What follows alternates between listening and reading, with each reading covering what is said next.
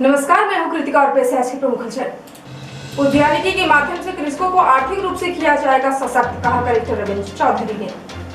Lockdown तोड़कर देर शाम घूमने निकलते हैं लोग, मास्क लगाने में भी करते हैं लापरवाही।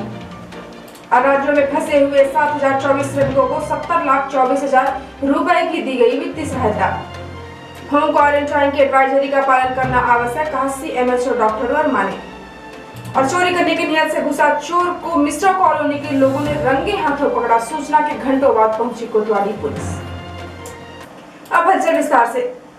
कलेक्टर रविंद्र कुमार चौधरी ने महात्मा गांधी नरेगा अंतर्गत निजी खेत में फलोद्यान परियोजना के प्रभावी क्रियान्वयन के निर्देश दिए हैं। नरेगा योजना के क्रियान्वयन की समीक्षा करते हुए कलेक्टर श्री चौधरी ने कहा कि कोरोना वायरस महामारी के कारण उत्पन्न परिस्थितियों के कारण आज की सबसे बड़ी चुनौती ग्रामीण क्षेत्रों में रोजगार के अवसर उपलब्ध कराने की है। बड़ी संख्या में श्रमिक जिले में वापस आ रहे हैं और आने वाले समय में उन्हें आजीविका की समस्या का सामना करना पड़ेगा। कलेक्टर श्री चौधरी ने इसे एक अवसर के रूप में लेने के लिए कहा है। उन्होंने कहा कि हम लोगों को ऐसे रोजगार में संलग्न करें जो उन्हें न केवल तात्कालिक राहत प्रदान करें बल्कि भविष्य में भी उनके लिए लाभदायी साबित हो। कलेक्टर श्री चौधरी ने कहा कि निजी खेतों में फलोद्यान परियोजना हमें उद्यानिकी को लोगों के लिए लाभ का धंधा बनाने का अवसर प्रदान करता है। इस परियोजना के अंतर्गत अनुसूचित जनजाति, अनुसूचित जाति, घुमंतु जनजाति, अन्य BPL परिवार, ऐसे परिवार जिनकी मुखिया महिला या विकलांग हो, भूमि सुधार के लाभार्थी परिवार, इंदिरा आवास योजना के हितग्राही, लघु एवं सीमांत कृषकों को लिया जा सकता है। ऐसे खेतों का चयन किया जाना है जो खेती के लिए उपयुक्त नहीं है तथा सिंचाई के लिए पानी की उपलब्धता है। उन्होंने बताया कि कपिल धारा कूप, खेत, तालाब आदि की व्यवस्था महात्मा गांधी नरेगा से की जा सकेगी। यह परियोजना 3 वर्षों के लिए होगी, जिसमें प्रथम वर्ष में 317 दिवस, द्वितीय वर्ष में 159 दिवस तथा तृतीय वर्ष में 52 मानव दिवस की मजदूरी का प्रावधान किया गया है। 1 एकड़ में लगभग 400 तक कलमी फलदार पौधे लगाए जा सकेंगे। नरेगा सामग्री मद में प्रथम वर्ष 33,296 रुपए, द्वितीय वर्ष में 16,739 रुपए तथा तृतीय वर्ष में 13,669 रुपए का प्रावधान भी किया गया है। 3 वर्ष उपरांत कृषकों को फलों के उत्पादन से लाभ प्राप्त होने लगेगा और वह उन्हें आर्थिक रूप से सशक्त बनाएगा। कलेक्टर श्री चौधरी ने सभी संबंधित अधिकारियों को निर्देशित किया है कि आगामी 1 सप्ताह के अंदर पूरी कार्य योजना तैयार कर अवगत कराएं, कृषकों को इससे होने वाले लाभ से अवगत कराएं तथा अधिक से अधिक कृषकों को इसमें सम्मिलित करें। उन्होंने राज्य शासन द्वारा जिले के लिए निर्धारित 20,000 हेक्टेयर के लक्ष्य की प्राप्ति के लिए निर्देशित किया है। बैठक में कलेक्टर श्री रविंद्र चौधरी ने सभी ग्राम पंचायतों में अधिक से अधिक कार्य प्रारंभ कर श्रमिकों को नियोजित करने के निर्देश दिए हैं। उन्होंने निर्देश दिए हैं कि श्रम आधारित कार्यों में मनरेगा में प्राथमिकता दी जाए। उन्होंने कहा कि ऐसे कार्यों को प्राथमिकता दी जाए जो भविष्य में भी ग्रामीण क्षेत्रों में आजीविका के अवसर प्रदान करने में सहयोगी हों, जैसे मत्स्य पालन, उद्यानिकी एवं कृषि आधारित गतिविधियों को बढ़ावा दे सके। कलेक्टर श्री चौधरी ने मनरेगा कार्यों में JCB मशीनों का उपयोग नहीं करने के निर्देश दिए हैं। उन्होंने कहा कि ऐसे कार्य में मशीनों के संलग्न होने पर उन्हें जब्त करने की कार्यवाही की जाएगी तथा संबंधित सरपंच, सचिव एवं उपयंत्री के विरुद्ध कार्यवाही की जाएगी। कलेक्टर श्री चौधरी ने खुदाई के कार्यों में JCB मशीनों के संलग्न होने की सूचना तत्काल संबंधित नायब तहसीलदार एवं SDM को देने के निर्देश दिए हैं। बैठक में मुख्य कार्यपालन अधिकारी जिला पंचायत AB सिंह ने कहा कि विगत कुछ समय में बड़ी संख्या में श्रमिक जिले के बाहर से वापस आए हैं। जिन श्रमिकों ने क्वारंटाइन में आवश्यक 14 दिन व्यतीत कर लिए हैं तथा पूर्ण रूप से स्वस्थ हैं, उन्हें भी जॉब कार्ड बनाए जाकर उन्हें रोजगार के अवसर उपलब्ध कराए जाए। उन्होंने निर्देशित किया है कि कोई भी व्यक्ति रोजगार के लिए नहीं भटके तथा उनका समय से मजदूरी का भुगतान किया जाना सुनिश्चित करे। उन्होंने निर्देश दिया है कि कोरोना से बचाव है तो सभी श्रमिकों को 2-2 मास्क उपलब्ध कराएं, हाथ धोने के लिए साबुन एवं पानी की व्यवस्था करें तथा सोशल डिस्टेंसिंग का भी ध्यान रखें। उन्होंने कहा कि सुनिश्चित करें कि इस आपदा की घड़ी में कोई भी भूखा नहीं रहे, सभी मजदूरों को काम मिले। बैठक में उप संचालक कृषि के पांडे, कार्यपालन यंत्री ग्रामीण यांत्रिकी सेवा हिमांशु तिवारी, सहायक संचालक उद्यान KS चंदेल, सहायक संचालक मत्स्य विभाग RN पटेल, परियोजना अधिकारी डॉक्टर रजनीश तिवारी सहित समस्त मुख्य कार्यपालन अधिकारी, जनपद पंचायत ग्रामीण यांत्रिकी सेवा के सहायक यंत्री एवं उप यंत्री तथा उद्यानिकी विभाग के अधिकारी उपस्थित रहे। लॉकडाउन के खत्म होने की 17 मई की तारीख जैसे जैसे नजदीक आती जा रही है, वैसे वैसे सीधी शहर के लोगों का उतावलापन भी बढ़ता जा रहा है। इतना ही नहीं, लोग लॉकडाउन को लेकर लापरवाही भी बरतने लगे हैं। हालत यह हो गए हैं कि लॉकडाउन में दी जा रही छूट के खत्म होने के बाद लोग अब शहर की सड़कों पर तफरीह करने निकलने लगे हैं। उनको अब चेक पॉइंट पर तैनात पुलिस बल का भी कोई खौफ या डर नहीं लगता। ऐसा ही एक नजारा 10 मई की शाम को सिटी हलचल को देखने को मिला। सिटी हलचल ने देखा कि शहर में देर शाम लॉकडाउन के दौरान लोग ज्यादा से ज्यादा संख्या में पैदल और मोटरसाइकिल पर निकल रहे हैं और उन्हें किसी बात का कोई खौफ नहीं है। ऐसा भी नहीं हो कि कहीं से यह महसूस हो कि वह किसी अत्यावश्यक काम से निकले हों। उनका अंदाजा बता रहा है कि अनेक लोग तफरीह करने वाले ही थे। इतना ही नहीं, सड़कों पर बच्चे भी निकलकर खेलते नजर आ रहे थे। लॉकडाउन अभी 17 मई तक चलेगा, लेकिन जिस तरह की लापरवाही सीधी शहर के लोगों के द्वारा की जा रही है, कहीं वह लोगों के लिए मुसीबत का सबब न बन जाए, क्योंकि हजारों की संख्या में लोग बड़े शहरों से वापस आ रहे हैं।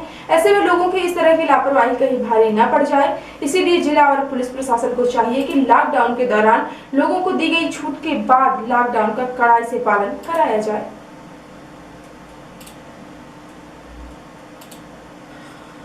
सीधी जिले के अन्य राज्यों में निवास कर रहे प्रवासी श्रमिकों की सहायता हेतु कलेक्टर रविंद्र कुमार चौधरी द्वारा नोडल अधिकारियों की टीम का गठन किया गया है। उक्त टीम द्वारा जिले के बाहर फंसे श्रमिक व्यक्तियों को संबंधित प्रदेश के स्थानीय प्रशासन से संपर्क कर सहयोग उपलब्ध कराया जा रहा है।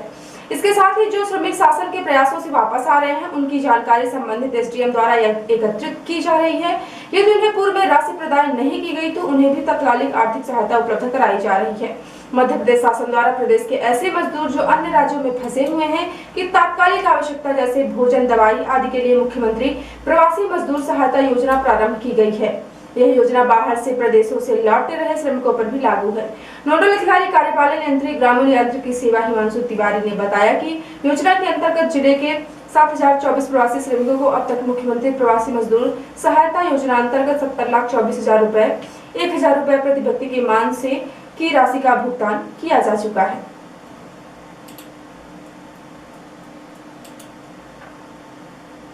मुख्य चिकित्सा एवं स्वास्थ्य अधिकारी डॉक्टर आर.एल. वर्मा ने बताया कि केंद्र व राज्य शासन द्वारा जारी गाइडलाइन के अनुसार बाहर के राज्य से व जिलों में प्रवासी मजदूरों की घर वापसी चल रही है। एक तरफ देश में कोरोना का संक्रमण बढ़ता जा रहा है, वहीं दूसरी तरफ जिले में श्रमिकों के आवागमन से संक्रमण के खतरे की संभावना को देखते हुए विशेष सतर्कता एवं सावधानी रखी जा रही है। राज्य शासन द्वारा जारी एडवाइजरी के अनुसार होम क्वारंटाइन किए गए व्यक्ति के लिए विस्तृत गाइडलाइन जारी की गई है। जारी एडवाइजरी के अनुसार होम क्वारंटाइन किए गए व्यक्ति को हवादार व टॉयलेट युक्त कमरे में रखा जाए। घर के अन्य व्यक्तियों विशेषकर बुजुर्ग, गर्भवती महिलाओं व बच्चों व आने वाले मित्र रिश्तेदारों से नहीं मिलने दिया जाए। घर से बाहर नहीं निकलने तथा सामाजिक व धार्मिक सभा में शामिल नहीं हो। समय समय पर बार-बार साबुन से हाथ धोएं एवं सैनिटाइजर का उपयोग किया जाए।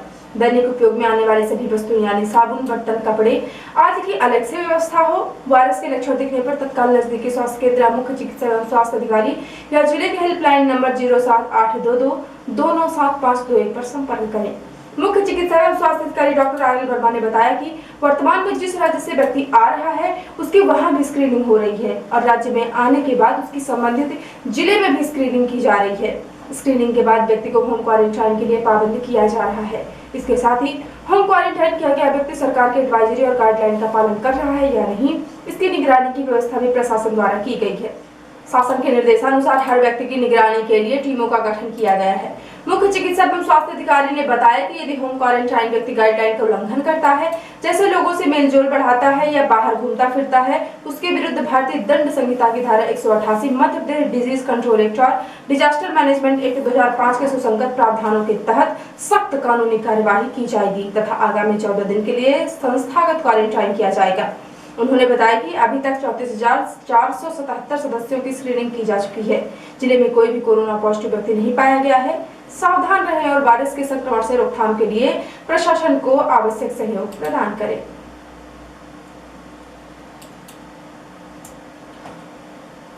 सीधी शहर मिश्रा कॉलोनी में गत दिवस के दरमियान मध्य रात चोरी करने की नियत से एक चोर छत के रास्ते से घर में घुसने का प्रयास कर रहा था। तभी किसी ने देखकर हल्ला गुहार बुझाया, जिससे आस पड़ोस के लोग अपने घरों से बाहर निकल आए और फिर मोहल्ले वालों की मदद से चोर रंगे हाथ पकड़ा गया। मिली जानकारी के अनुसार मिश्रा कॉलोनी निवासी राजीव मिश्रा एवं उसके परिवार अपने घर के अंदर सो रहे थे। तभी शुक्रवार के भोर रात्रि लगभग 3 बजे आवाज सुनकर बाहर निकले तो छत में एक अज्ञात व्यक्ति चोरी की पूरी तैयारी में लोहे की रॉड साथ में लिए पकड़ा गया, जिसकी उम्र तकरीबन 18 वर्ष है। चोर कुटहा मोहल्ला सीधी का निवासी बताया जा रहा है, जिसको लेकर मोहल्ले वालों ने रात में ही सिटी कोतवाली पुलिस को सूचना देने हेतु फोन लगाया। लैंडलाइन से भी सूचना की जानकारी देने बाबत फोन किया गया, लेकिन सिटी कोतवाली पुलिस से किसी भी तरह दूरभाष पर संपर्क स्थापित न होने पर मोहल्ले के लोगों ने जमुड़ी पुलिस थाना प्रभारी अभिषेक सिंह को रात में ही फोन किया, जिस पर उनका फोन रिसीव हुआ, जिससे मामले की जानकारी देते हुए पुलिस की मदद मांगी गई, जिस पर थाना प्रभारी जमुड़ी ने सिट के माध्यम से कंट्रोल रूम एवं सिटी कोतवाली को अवगत कराया। तब जाकर तकरीबन 1 घंटे विलंब से पहुंची सिटी कोतवाली पुलिस उक्त चोर को लेकर कोतवाली आई। रंगे हाथों चोरी की घटना में पकड़े गए चोर को सिटी कोतवाली पुलिस के हवाले करने के लिए इतनी मशक्कत करनी पड़ी है। अब ऐसे में यदि कोई बड़ी दुर्घटना आधी रात में हो जाए जिसमें सिटी कोतवाली पुलिस की तत्काल मदद की जरूरत हो तो कैसे मदद मिल सकती है, यह अपने आप में एक बड़ा सवाल है।